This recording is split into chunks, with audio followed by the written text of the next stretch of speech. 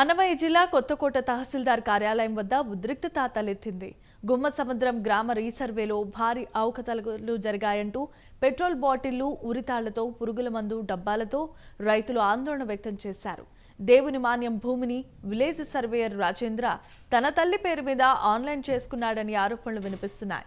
VRO సర్వేయర్లను వెంటనే suspend చేయాలని demand చేశారు.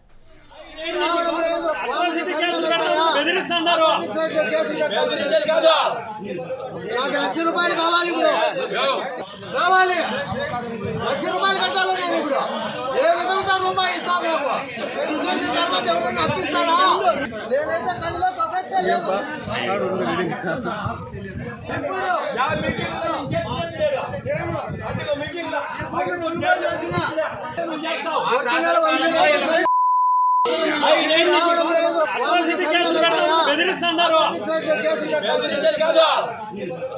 ₹1,00,000 కావాలి. ఇప్పుడు రావాలి, ₹1,00,000 కట్టాలి. నేను ఇప్పుడు ఏ విధంగా రూపాయి ఇస్తాను?